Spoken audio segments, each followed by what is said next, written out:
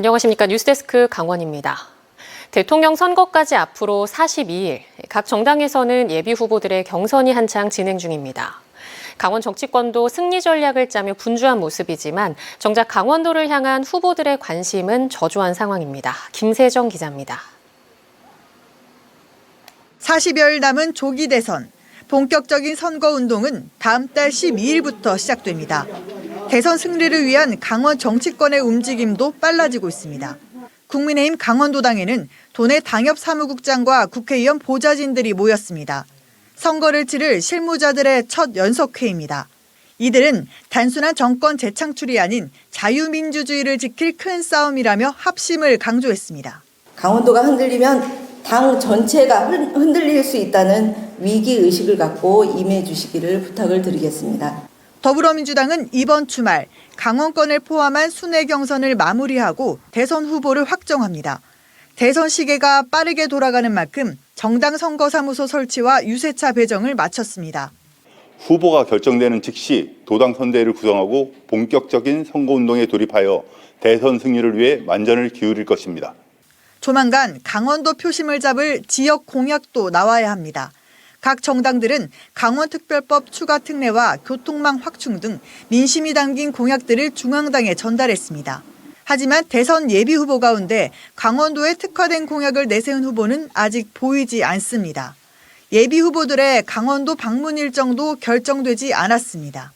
대선 예비 후보들의 관심이 소위 텃밭으로 불리는 지역이나 표가 많은 수도권에 집중됐기 때문입니다.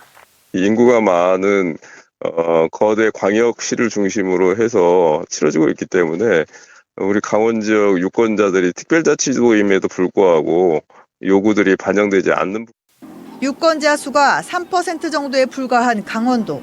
이러다 강원도 패싱이 또다시 재현되는 건 아닌지 우려가 커지고 있습니다. MBC 뉴스 김세정입니다. 1980년 4월 정선 사북 탄광 노동자들의 노동쟁의 활동에서 촉발돼 국가 폭력 사태로 번졌던 사북 항쟁이 올해 45주년을 맞았습니다. 침묵 속에 여전히 아픔이 치유되지 않고 있는 사북 항쟁의 다양한 관련자들을 기록한 다큐멘터리 영화가 제작돼 눈길을 끌고 있습니다. 박은지 기자가 소개합니다.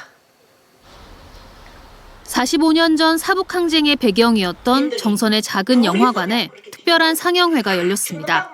다큐멘터리 영화 1980 사북 전국 개봉에 앞서 정선에서 먼저 열린 무료 상영회입니다. 1980 사북은 입에 올리는 것이 금기시되며 침묵을 지켜야 했던 1980년 사북 이야기를 감독이 5년 동안 50명 이상의 관련자들을 만나 인터뷰해 완성한 영화입니다. 광부와 노조 간부, 경찰 등 관련자들의 상반된 입장과 시선을 따라가며 아직도 다 드러나지 않은 사건의 실체를 객관적으로 비추며 질문을 던지고 있습니다. 저마다 아픈 피해자들끼리 증오하고 반목하는 동안 정작 책임이 있는 국가와 기업은 어떤 사과도 책임도 지지 않고 있습니다. 야만의 시대가 남긴 상처는 아직도 계속되고 있고 상처를 치유해야 되고 그러기 위해서는 서로의 상처를 이해할 필요가 있고 때로는 불편한 진실에 솔직해야 된다. 앞서 영월에서 열린 특별 상영회에서는 당시 광부 진압에 동원됐던 영월경찰서 경찰과 광부들이 다시 만나 서로의 아픔을 이해하는 화해의 시간도 마련됐습니다. 80이 넘은 이원감 명예회장은 광부들을 대표해 피해 경찰과 가족들에게 먼저 사과했습니다. 돌에 맞아 숨진 영월경찰서 소속 이덕수 승령과 그 가족들에게 깊은 위로와 사죄의 말씀을 드립니다. 가장을 잃은 가족들이 어떤 세월을 살아왔는지 생각하면 정말 가슴이 아픕니다. 진압 중 머리를 크게 다쳐 생사를 오갔던 20대 경찰도 70대 노인이 되어 암흑의 시대 모두가 피해자였다는 말로 화답했습니다. 어느 쪽이 피의자도 아니고 피해자도 아니고 다 똑같다. 또 말 한마디 하고 싶었던 것은 저도 광부의 아들이었었고 광부 생활을 했었고 성장하면서 광산에서 죽어나오는 광부들의 시체를 어릴 적에 많이 보아왔거든요.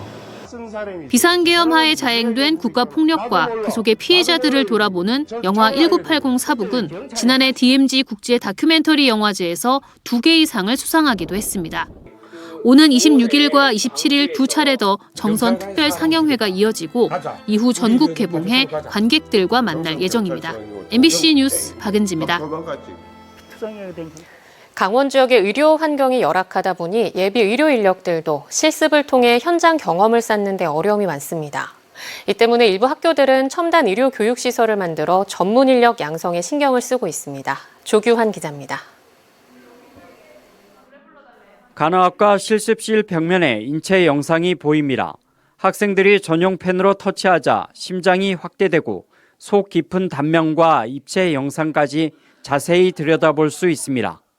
심장에 대한 설명과 논문 등도 쉽게 찾아볼 수 있습니다.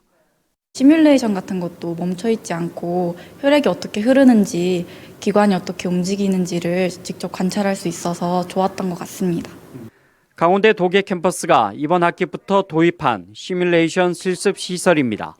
기존 실습실에서 배울 수 없는 다양한 의료 현장에서 어떻게 조치해야 할지를 실제처럼 배울 수 있습니다.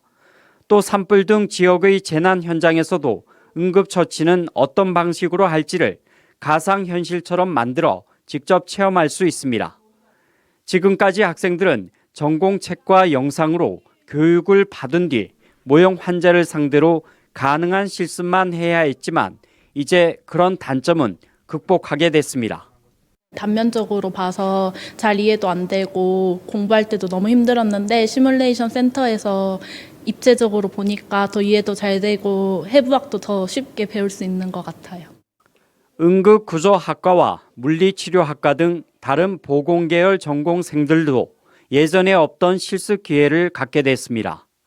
여기에다 의료 환경이 열악하고 전문 인력이 부족한 지역의 현실을 고려해 미래 인재 양성과 주민 재교육에도 활용되고 있습니다. 지역 주민들 대상으로 실제 이런 것들을 해볼 수 있도록, 또 고등학교 대상으로 한번 해보고 나도 보건계열에 관심을 가지게 되었다라고 꿈을 키워줄 수 있도록 저희가 노력할 예정입니다. 가상현실을 접목한 첨단 의료 교육 환경이 의료 인력의 경쟁력을 높이고 지역의 의료 환경을 개선하는 밑거름 역할을 하고 있습니다. MBC 뉴스 조규환입니다. 윤석열 전 대통령이 비판적인 언론을 적대시하고 탄압하는 사이 지역방송의 위기도 극심해졌습니다.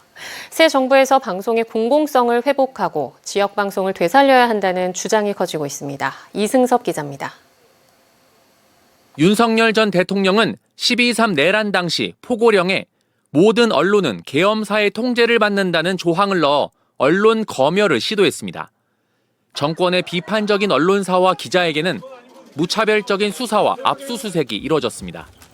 이진숙 방송통신위원장은 2인 체제에서 의결하는 건 위법이라는 법원의 판결을 무시한 채 공영방송 이사와 사장 임명을 강행하고 있습니다. 윤석열 전 대통령이 지난 3년 동안 언론 장악을 시도하면서 공영방송의 공공성은 훼손됐고 국민의 신뢰도도 추락했습니다. 언론 자유와 독립성은 심각하게 훼손되었고 건강한 여론 형성과 합리적 공론의 장이라는 기능 또한 크게 위축되었습니다. 기성 언론이 탄압을 받는 사이 지역방송의 여건은 더 악화하고 있습니다.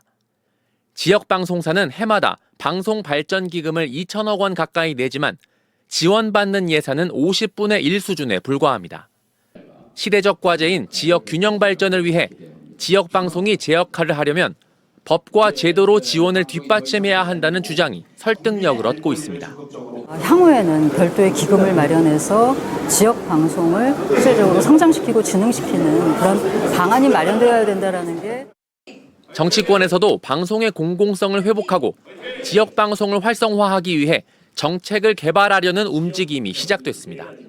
지역 소멸 시대이기도 하고 그 소멸 시기에 지역 방송이 무엇보다도 중요한 지역 문화의 구심체, 여론 형성의 장이기 때문에 민주당 방송 콘텐츠 특위는 이달 안에 방송의 공공성을 확보하기 위한 정책을 개발해 대통령 선거의 공약과 새 정부의 정책 과제로 반영하도록 노력하기로 했습니다. MBC 뉴스 이승섭입니다. 태백시가 지난해 어울림 생활체육 대축전에 대해 시민단체가 예산 낭비를 지적하자 보조금 집행 내역을 다시 검토해 3,352만 원을 환수하기로 했습니다. 태백시는 해당 체육행사 주최단체에 다음 달 7일까지 이의 신청 기간을 부여하고 이의 신청 여부에 따라 환수 여부 등을 결정할 예정입니다. 한편 태백시민행동은 지난해 태백시에서 보조금을 준 체육행사에 대해 감사원에 공익감사를 요청했습니다. 강릉시가 일회용컵 없는 커피도시 강릉 조성을 위해 오는 30일까지 다회용컵 보증금 제도 참여 매장을 모집합니다.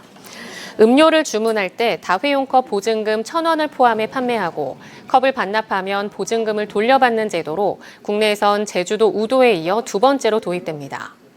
참여 매장은 다회용 컵을 세척업체에서 공급받아 사용하게 되고 고객들이 이를 무인 회수기 등에 반납하며 점주 자부담은 컵 1개당 50원입니다. 강릉시는 참여 매장 내부와 주요 거점에 무인 회수기를 설치해 반납 체계를 구축하고 친환경 매장 홍보와 청정 카페 현판 등 추가로 홍보를 지원할 예정입니다.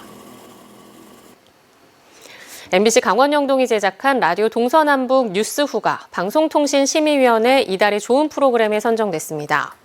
방송통신심의위원회는 민기현 아나운서와 이준호 기자가 제작한 라디오 동서남북 뉴스후의 경우 기후변화로 인한 바다 생태 변화와 수산업의 위기 등을 소속사 취재기자가 바닷속에 직접 들어가 생생히 전달하는 등 프로그램의 품질과 제작 열정이 돋보였다며 수상 선정 이유를 밝혔습니다.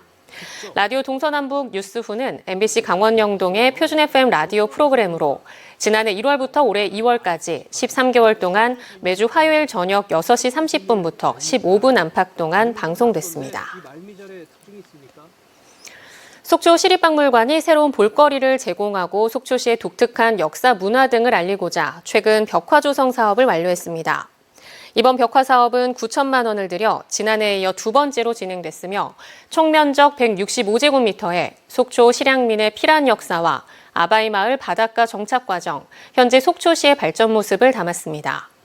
시립박물관의 벽화는 실향민의 독특한 역사와 문화를 간접 체험할 수 있는 기회를 제공하면서 새로운 포토존 역할을 할 것으로 기대됩니다. 이계청 감독이 이끄는 삼척시청 핸드볼팀이 H리그 챔피언 결정전에 5년 연속 진출했습니다.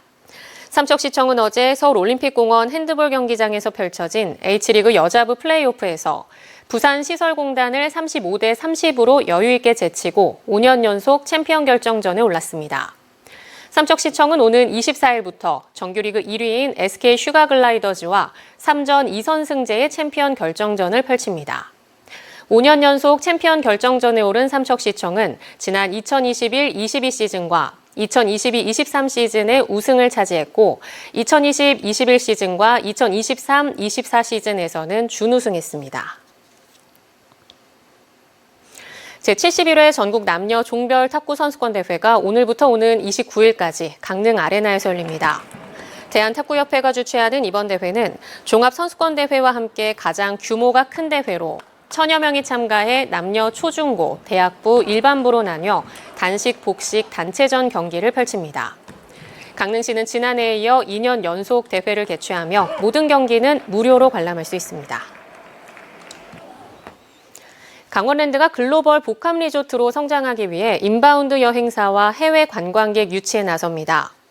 강원랜드는 동남아, 중화권 등 인바운드 여행사 37개 업체를 파트너스로 지정하고 비수기 인센티브 차등 지급 프로모션과 카지노 외국인 전용존 활성화를 위한 인센티브 확대 적용 등을 추진합니다.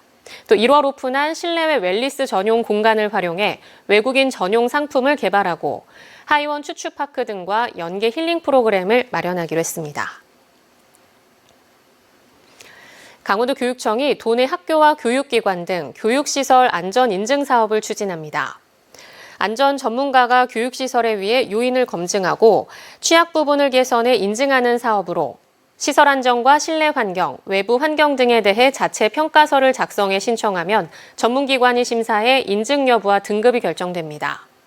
현재 강원도 내 443개 학교가 신청해 64.5%, 286곳이 인증을 받았고 올해까지 167곳의 인증 절차를 지원할 방침입니다. 정선군이 2025년 주소정보시설 일제조사를 추진합니다. 정확한 주소 정보를 제공하고 시설로 인한 안전사고 예방을 위한 정기조사로 6월까지 3천만 원을 투입해 도로 명판과 건물 번호판 등 2만 1,000여 개 시설을 점검합니다. 점검 결과 부식이나 균열 등 사고 위험이 있는 시설물은 현장에서 바로 조치하고 7월부터 비정상 시설물의 철거와 신규 설치를 추진합니다. 또 설치된 지 10년 이상인 낡은 건물 번호판 800여 개도 함께 정비할 예정입니다. 태백 천상의 산나물 축제가 다음 달 2일부터 4일까지 열립니다. 이번 산나물 축제에선 태백 지역의 산나물과 한우를 저렴한 가격으로 판매하며 산나물을 활용한 향토 음식과 농특산물, 가공품 등을 구입할 수 있습니다. 축제 기간 산나물 판매 상자에 지역 상품권을 넣어주는 이벤트와 공연, 체험 프로그램이 다채롭게 마련됩니다. 강원 뉴스 마칩니다. 시청해주신 여러분 고맙습니다.